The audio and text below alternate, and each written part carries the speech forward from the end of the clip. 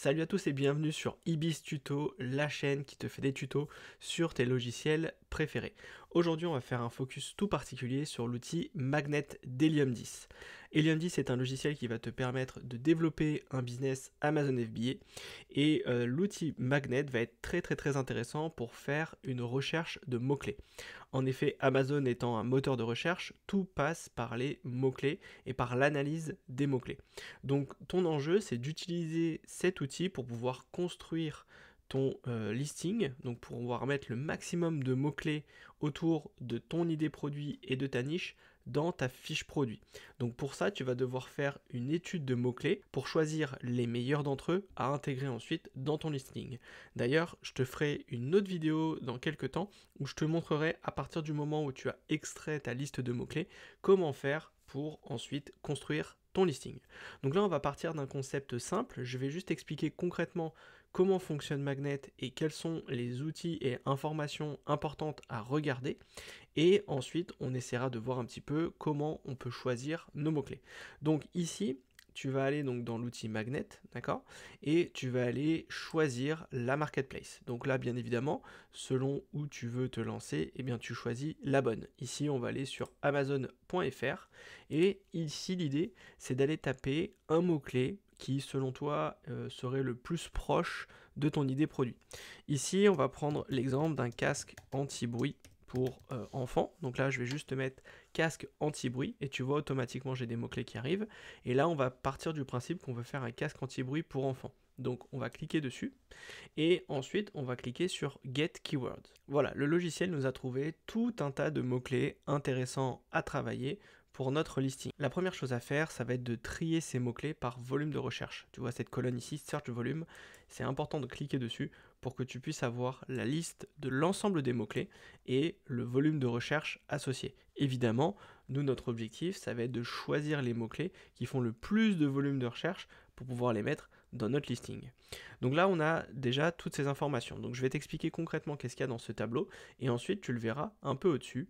Ici, on va pouvoir mettre des filtres pour pouvoir choisir les meilleurs. Donc ici, on a déjà tous les mots-clés associés à notre produit. Alors, tu feras attention parce que parfois, tu peux avoir des mots-clés qui vont être un tout petit peu plus larges que ton produit. D'accord? Par exemple, on a casque audio enfant. D'accord? Là, on est sur quelque chose d'autre, c'est pour écouter de la musique. Donc, il faudra bien choisir les mots-clés par rapport à ton produit et éviter, par exemple, de mettre casque de chantier dans ton listing. Ça ne servira pas à grand-chose. D'accord? Donc là, ici, tu as l'ensemble des mots-clés. Ensuite, tu vas avoir ici ce qu'on appelle un Magnet IQ Score. Alors, c'est pas forcément très intéressant ici de le regarder parce que en fait c'est des données internes à Helium 10 qui sont pas forcément hyper adaptées au marché français. Donc si tu veux te positionner sur le marché français, c'est pas forcément très intéressant de regarder ça. Par contre, bien sûr, ce qui va être important, c'est le volume de recherche. Tu peux aussi regarder l'évolution du volume du mot-clé. D'accord? Donc tu vois qu'on a quand même casque anti-bruit enfant, on a 41% d'augmentation sur le mot-clé sur les 30 derniers jours, donc c'est plutôt intéressant. On voit que le mot-clé est assez recherché et que le produit est assez recherché aussi. Ici sur cette colonne, tu peux voir le nombre de concurrents qui vont faire de la publicité sur le mot-clé. D'accord? Donc là, on voit, en fait, plus tu vas descendre, moins tu auras de concurrence en termes de publicité. Donc ça peut être intéressant quand tu vas vouloir ensuite mettre en place des pubs sur Amazon, de cibler des mots-clés où on a très peu de concurrents qui font de la pub pour que ça te coûte moins cher, pour qu'il y ait moins de concurrence. D'accord?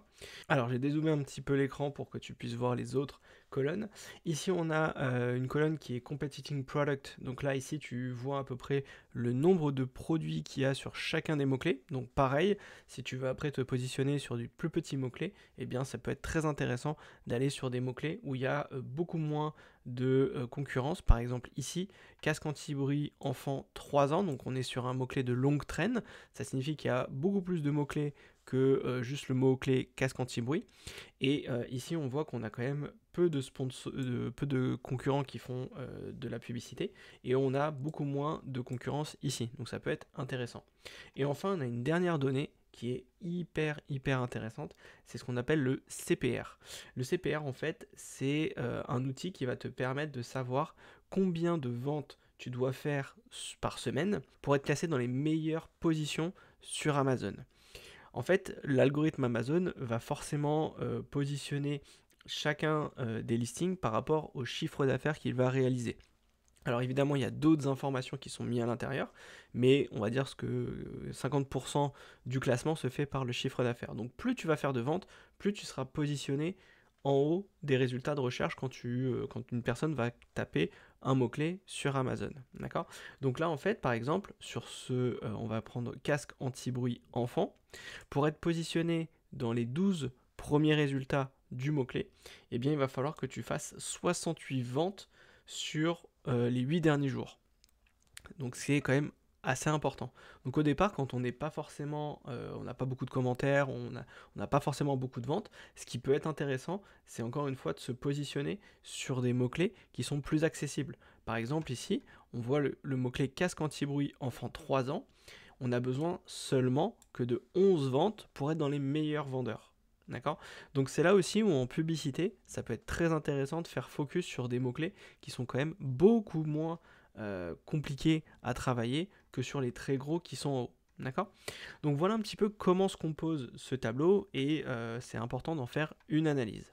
Maintenant l'idée, ça va être d'aller essayer de récupérer l'ensemble des mots-clés qui sont intéressants pour nous. Donc en fait ici on va pouvoir mettre des filtres. D'abord on va commencer avec le volume de recherche. L'idée c'est d'aller sur des mots-clés qui font au minimum 100 recherches et on va pas forcément mettre de maximum parce qu'on veut bien évidemment des mots-clés qui sont très importants.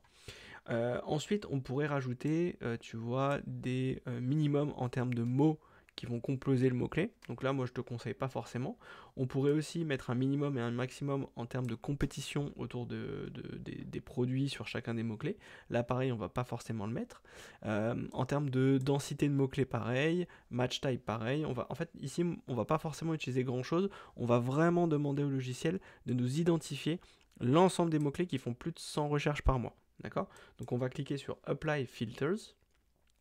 Et ensuite, le logiciel, du coup, voilà, il nous a montré, donc on a 4 pages de mots-clés avec tous les mots-clés qui vont composer, du coup, notre produit. Donc là, ce qui va être intéressant pour travailler et savoir quels sont les meilleurs à utiliser, eh bien, tu vas pouvoir cliquer ici sur Export Data et tu vas cliquer soit sur Excel, soit sur Frankenstein. Alors moi, ce que je te conseille, c'est d'abord de faire Excel parce que tu vas voir, on va faire un petit tri autour de ces mots-clés. Voilà, j'ai sorti le fichier Excel et tu peux voir qu'on a absolument tous nos mots-clés qui sont ici. Donc tu vois, il y en a quand même beaucoup et ça s'arrête bien à 100 recherches par mois. Donc tu vois, c'est ce qu'on a demandé au logiciel et il nous l'a bien mis ici. D'accord?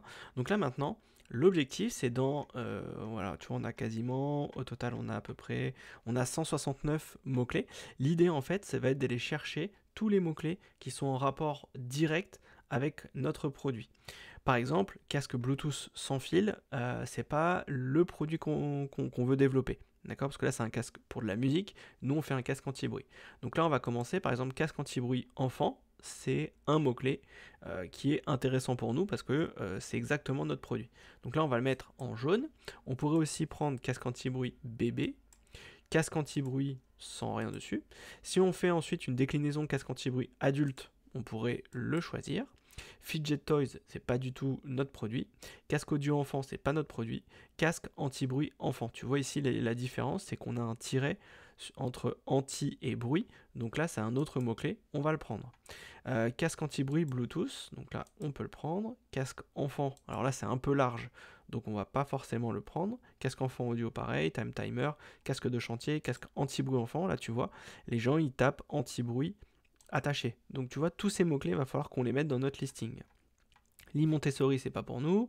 Casque anti-bruit, on est bon. Casque anti-bruit, on est bon. Casque bébé anti-bruit. Casque anti-bruit pour dormir. Tu vois, là, on a des mots-clés intéressants pour dormir.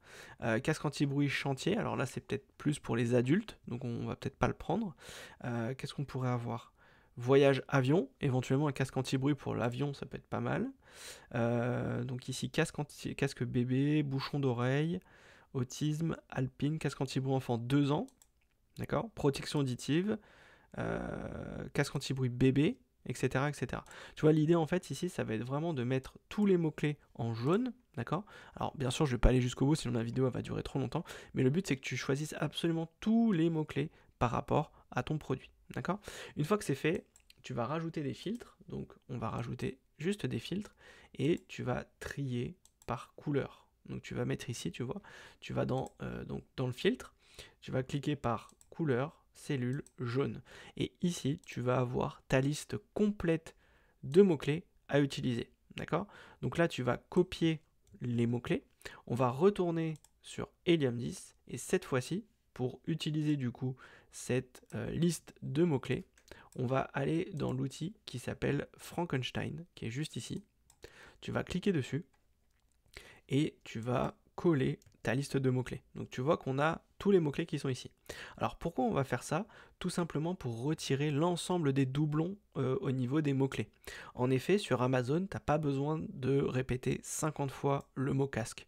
Sur Google, par exemple, tu vas être obligé de mettre plusieurs fois le même mot-clé et trouver des variations pour faire comprendre à Google que tu veux mettre différents types de mots-clés. Ici, sur Amazon, tu n'as pas besoin de répéter 50 fois le mot casque. Si tu le mets une fois dans ton listing, ça suffit. D'accord?